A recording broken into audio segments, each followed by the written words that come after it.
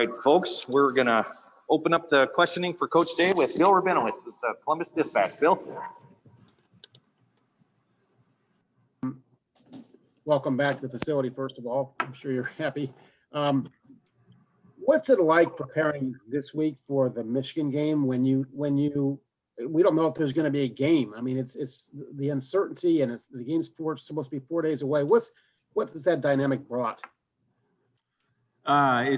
It's not any different until we hear otherwise, and you can't get distracted by anything other than just getting focused on the game, because as of right now, I mean, we're going, it's coming. I mean, they're practicing. So everything we're hearing is we're playing the game. So we got to get prepared and get ready to roll and play well on Saturday and take the next step. And I want to ask you about Haskell Garrett. This has been a trying year for everybody. Obviously, what he went through is on a different level. The fact that he came back, has played as well as he has, and handled things as well as he has. What does that say about him? What would you want to say about Haskell Garrett in this year? Yeah, I think you're seeing the best version of Haskell. And, everybody here is very proud of what he's overcome and the way he's not just the way he's playing, but the way he's handling himself, the way he's leading, the way he's practicing. And he, went through a tough time. But, in life, sometimes you have these moments and it kind of shakes things up and makes you realize some things. And maybe that's what happened with Haskell. I don't know. But I can tell you this, ever since that's happened, he's had a different look in his eye. And I'm really happy that he's able to take a negative and turn it into a positive. Thank you. Next up, Austin Ward, Letterman Rowe. Hey, Ryan, just following up on something that you mentioned on Saturday, and absolutely not asking for specific individuals here, but if you're hoping that maybe some guys could return, would that be because of contact tracing potentially instead of a positive test? Or is there any chance that the Big Ten has followed the CDC recommendations and lowered the quarantine time? Yeah, it would be more for, and not really in the contact tracing area, but more in the return to play. And so I know it's being looked at. I know it's being talked about a lot. And, Dr. Borchers and the medical subcommittee and Gene and, the ADs, presidents, it's all being talked about. So where it goes, I'm not sure. But I know that it's a topic of conversation, and, things change, right? I mean, this is a time where we've all changed. We've certainly changed the season. We've changed a lot of things as time's gone on, and the way, guys can administer the cardiac tests and those type of things have all changed and advanced. So I know they're taking a look at it to see if they can improve it. I know that you try to stay focused on each day and just on football at this point. Are coaches still involved or having input on those conversations? Or are you just waiting to hear back from Gene, like, this is what we talked about, here's maybe what you may have tomorrow? No, I mean, I think that the players and, coaches, we all talk to, Dr. Borchers, we talk to Gene, we talk to a lot of people. I mean, like you said, our focus right now is football, but we certainly give the frontline information on what we think is important and relay that to them, and they go from there. We trust that they're going to make a great decision. Thanks, Ryan. Yep. Next up, Nathan Baird with Cleveland.com. Hey, Ryan, when you went back and further scrutinized the offensive line's play from that game, I guess, against Michigan State, what did you see and what still needs to be enhanced in going up against Michigan? Well, I mean, they're very good. They always have been. They give a lot of different looks and change up the different fronts that you're going to see and those type of things. And more importantly, they play really hard, and again, always have. So that's going to be a challenge. And they have some really good players up there. Obviously, Kwity Paye is one of the best defensive linemen in the country. So it's going to be a major challenge. Well, we saw them compete for the first time being out there. They did some good things, a lot of things to improve on, but overall they competed. But now they're on film, and now it gets harder. Guys have film to study on you and kind of know what to expect a little bit more. So we'll keep looking at it. We have a lot of stuff to clean up. Certainly the snaps was an issue, and got to get that fixed. But new challenge this week, and we just got to now show consistency there. When Justin had to leave the game briefly there early against Michigan State, you went to CJ there. Is that who we should expect to see in that situation the next time? We'll see how this week goes. It's kind of been something we've looked at week to week, and I thought he did a good job when he went in there. Jack did a good job last time he was in there, and the more reps we can get those guys, obviously the better that they're going to get. Next up, Angelique Shengalis from the Detroit News. Angelique? Ryan, I was just wondering, how are you communicating with Michigan on this game? And are you talking to Harbaugh? Is it Gene and Ward? How are you keeping lines open on this? Thank you. Yeah, sure. No, I leave that up to Gene. Let Gene kind of, give me any kind of update that might come by. And what's the latest update you've got from Michigan? Yeah, just that the game is on and they're practicing, and so we're just going to move forward to here otherwise. Next up, Tony Girdman, Buckeye Scoop. Ryan, what is your favorite thing about the rivalry? I just think what it means to so many people throughout the country, but more importantly throughout Ohio. I learned that early on, and I just take that very, very seriously, that it's a way of life, it's their identity, it's who they are. And for a whole year after this game, when they walk by and see somebody on the other side, they think about this game. And I understand what that's like, growing up where I did. And when they put that block O on their chest, or they're on a hat or something like that, and they put their flag up in on their house, or whatever it might be, it matters to them. And this game is where it all starts. And that's the number one thing when you come to Ohio State. I tell recruits that the number one job is to beat the team up north. And if we can do that, then the rest of the things fall in line. But this is it. It's all about this game. And the best way to respect this rivalry is to work it every day during the year. Think about it all the time, and do a great job preparing. So that's what we're doing right now. And with that being said, I know you guys are focused on this game. Is Gene working possibly on a replacement game, just in case? Do you know? I try not to get involved with those conversations. I know that he's on the phone constantly, trying to figure out what's best. And he's done an unbelievable job of being flexible and trying to figure out different ways to adjust as this has gone on this whole season. So we know that things can take a right-hand turn quickly, but all we're doing right now is just focusing on it. And I'll just wait for Gene to give me updates. Thanks.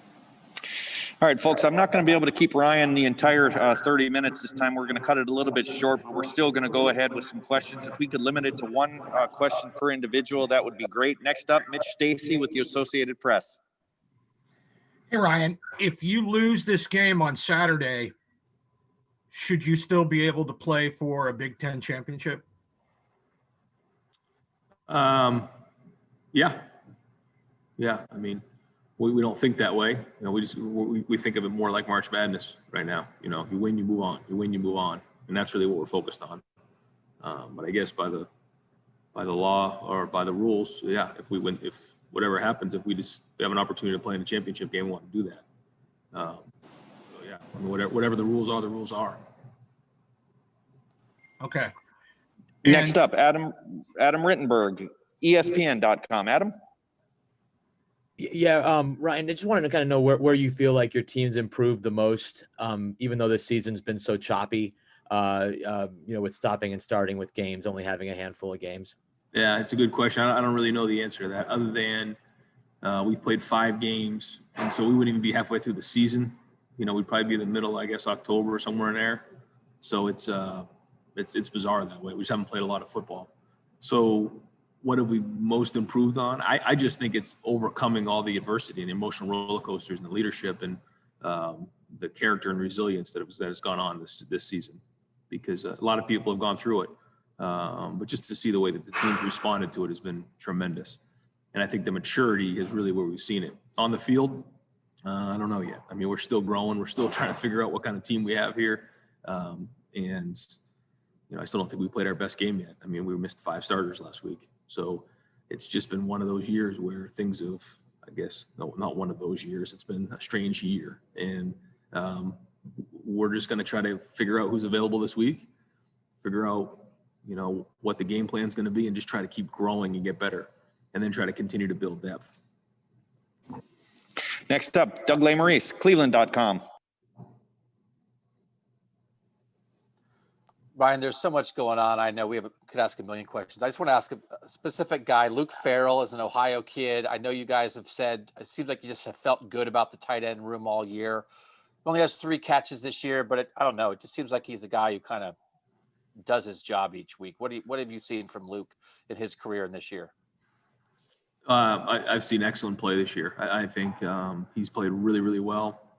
He played really good in the game last week.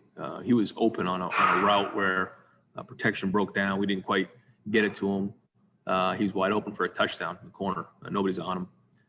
And then the next play, he has to block the defensive end on really a tough leverage play, and blocks and strains just enough so that Justin can get the ball to Garrett for a touchdown. But nobody sees those type of things. And that's Luke Farrell. He's unselfish. He's tough.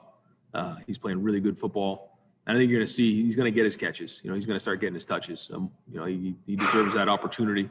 And, we're going to try to do that and help him out. But he's played at a high level. He's very unselfish, and he's shown great leadership. Thanks, Ryan. Yep. Next up, Kyle Rowland, Toledo Blade. Hey, Ryan. Aside from the playoff and Big Ten championship implications, if this game is canceled, just how disappointing would that be to you guys? I mean, this game, kind of your whole season revolves around it. The state of Ohio kind of revolves around it, just to not have a Michigan game for a year. Yeah, trying not to go there. Just in that, the disappointment and all that stuff is getting old. So we'll just try to stay positive and try to focus on the game until we hear otherwise. But I think you kind of have, you asked the question, you kind of know what the answer would be. So let's not go there. Let's just try to focus on the game and get ready to play the game until we hear otherwise. Next up, Rob Aller, Columbus Dispatch.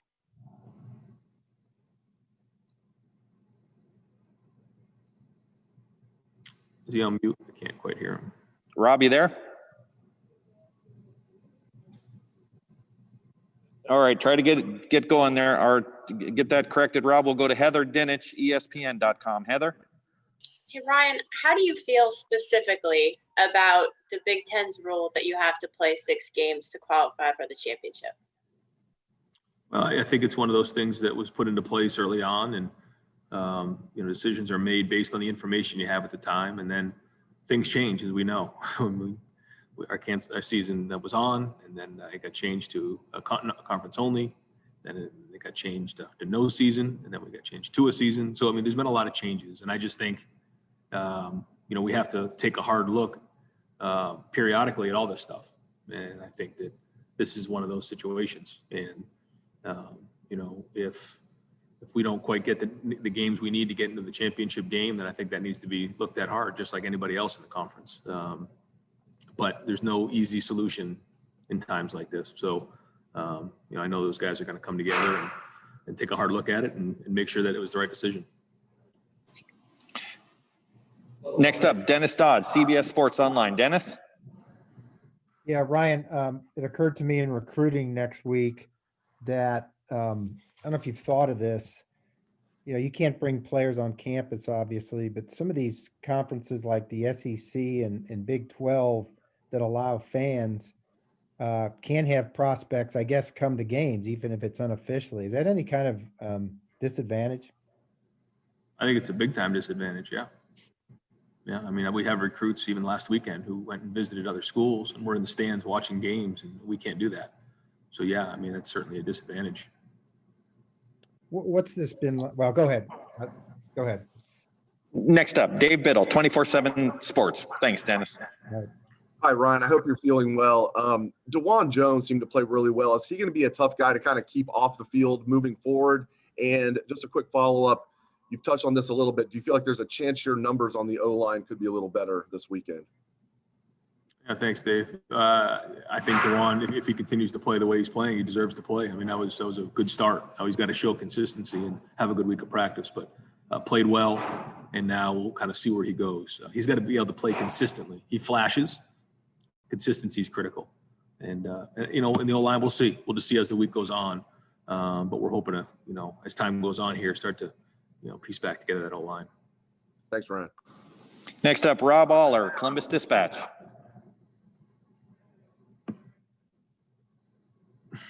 You're going to have to put a sign up on the thing. We can read it.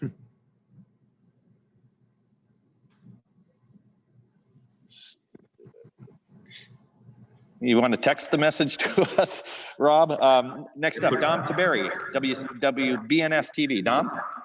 Hey, Coach, how you doing? Good, bro. 30-point favorite you guys are. I don't think I've ever seen that in this rivalry game. Just your thoughts on that. And then when you look at Michigan, what do you see when you see them, Coach? Yeah, I mean, as you know, in this rivalry game, you throw all the records out. I mean, there's no rules. And so, that is what it is. We got to go play this game. This is a team who, has really good talent. They have really good coaches. And, maybe they haven't played their best ball this year yet either. Hasn't been a very long season. So, I mean, we're midway through this thing where typically we have 12 games or 11 games to go upon leading into this game. This is just so different. It's like playing them at mid-year. And so there's just, you don't know. And they flashed. They've done some really good things. And so we gotta be ready to play. We got to show up. We got to play physical. We got to start executing better than we have been if we want to, beat a team like these guys. And so as we start getting into more and more of these games in the postseason, like this is a postseason game to me. This is a playoff game right here, and we got to go start executing at a higher level than we've been. And if we do that, good things are going to happen. Good news is we've been playing with energy. We've been playing with some toughness. Now we just got to, really improve this execution. Just time for a couple more. Next up, Clay Hall, WSYX. Clay? Hey, Coach, good to see you. Does it still stick in your craw that some comment that Coach Harbaugh made this summer, kind of jumping into your business, and your supposed reply was, "We'll hang 100 on them"? Does that come around this week? I mean, that was all back in the summer, and now it's all about right now. It's about focusing on what's important, and this is all about, for us, it's about trying to learn, like, how good are we really going to be, and so there's so many things that come in and distractions and things that happen when you get into this type of game. But for us, we just have to focus on getting better and getting better at practice. And so there's going to be a lot of things that are said here and there, but we just got to go find a way to win the game. And that's all that matters. And there's certainly there's a lot of competitiveness that goes into this game, but at the end of the day, we just got to do a great job in practice this week, put a good game plan together, and go play really hard on Saturday. And that's all that matters. Thank you, sir. Next up, Dan Hope, 11 Warriors. Dan? Hey, Ryan, I know with, senior day coming up this week, you guys kind of have a unique situation with, guys getting an extra year of eligibility. Does that factor in at all to who's honored during senior day on Saturday? Yeah, but when we went through the list, it really wasn't that much of an issue. There was a couple guys that decided they wanted to, a couple guys that decided they didn't. And so we just kind of let them decide. And it was only a few. Most of the guys, they actually fit pretty good. So different senior day for sure. Very, very unique. But we're really proud of these seniors. Thanks, Ryan. And last two individuals. Next up, Tino Bovenzi from Spectrum One. Tino? Hey, Coach Day. Obviously, you came down with the virus. I just wanted to ask you about, the process of that for you, what that was like, what were your symptoms, and then now, obviously, returning to coaching in the biggest game of the year for the Ohio State Buckeyes. Yeah, I mean, it was it's been a tough, really 6 months, and took very, very seriously how important it was to set an example for the entire state of Ohio and how we handled our business here in the Woody. And I knew, it was important to show Ohio that, we were going to do things the right way and how serious this was. So when it all came down, I was crushed. It's a little bit of an embarrassment. I felt like I let people down, but at the end of the day, this county was in purple.